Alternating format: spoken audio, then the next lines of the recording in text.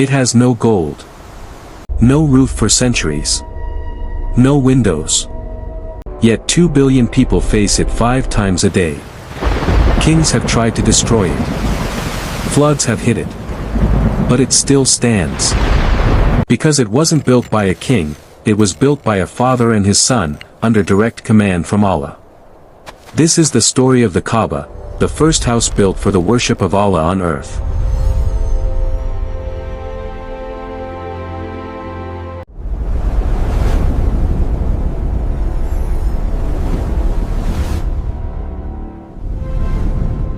The Kaaba wasn't the first structure on that spot.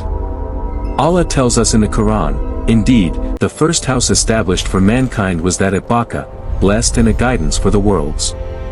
Scholars say the angels built the first house there before Adam. Then Adam rebuilt it. Then his sons. But when the flood of Nuh came, and only the foundations remained buried in sand. For thousands of years, the spot was empty. Until Allah chose Ibrahim, peace be upon him, to rebuild it. Allah never lets his house disappear forever.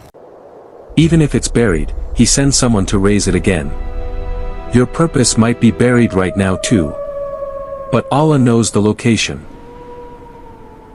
After Isma'il was settled in Mecca, Allah commanded Ibrahim, and when we designated for Ibrahim the site of the house, do not associate anything with me and purify my house for those who perform tawaf and those who stand and bow and prostrate. Ibrahim didn't know the exact spot. So Allah sent a calm wind called underscore. It had the form of a cloud with a head, and it moved to the location of the foundations. It circled the spot and said, "Build upon me." Ibrahim called Isma'il, "O my son, Allah has commanded me to build a house here." Isma'il said, "Do what your Lord commanded you."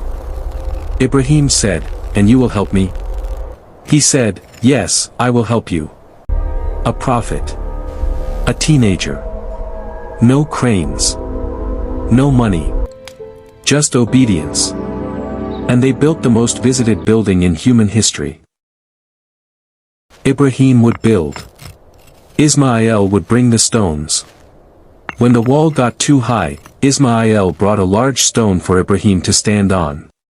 That stone is Maqam Ibrahim, and Ibrahim's footprints are still on it today. They built it with no mortar. Just uncut stones stacked together. It was a simple cube. About 9 cubits high, 32 cubits long, 22 cubits wide.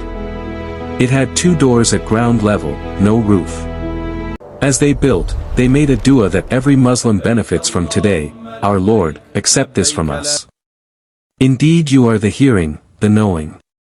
Our Lord, make us Muslims in submission to you and from our descendants a Muslim nation in submission to you, and send among them a messenger from themselves." That messenger was Muhammad, peace be upon him. You're Muslim today because 2 men in a desert made dua while laying stones 4,000 years ago. Never underestimate a sincere dua during hard work. When the building was almost done, one corner needed a marker to start tawaf. Ibrahim told Isma'il, "Bring me a good stone for this corner." Isma'il went searching. Jibreel came to Ibrahim with the black stone from paradise. The Prophet said, "The black stone descended from paradise, and it was whiter than milk, but the sins of the sons of Adam turned it black." Ibrahim placed it in the eastern corner. That's where tawaf starts and ends until today. We bring the stories behind the rituals back to life. Even things from Jannah can be changed by sin. If sins can turn a stone from paradise black, what do they do to our hearts? That's why we seek forgiveness. When the Kaaba was finished, Allah commanded Ibrahim, and proclaimed to the people the Hajj, "They will come to you on foot and on every lean camel, they will come from every distant pass." Ibrahim said, "O Lord, how can I convey to people when my voice will not reach them?" Allah said, "Call, and we will convey."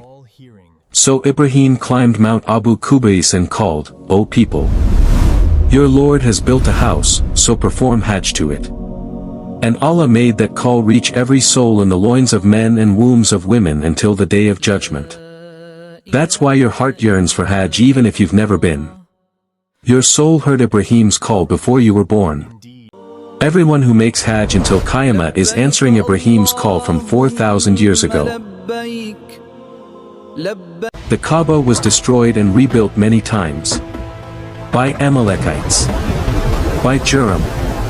By Quraysh before Islam, when the Prophet, aged 35, settled the dispute of who puts the black stone back. It was hit by floods. Whoever enters it shall be safe. Allah protects his house.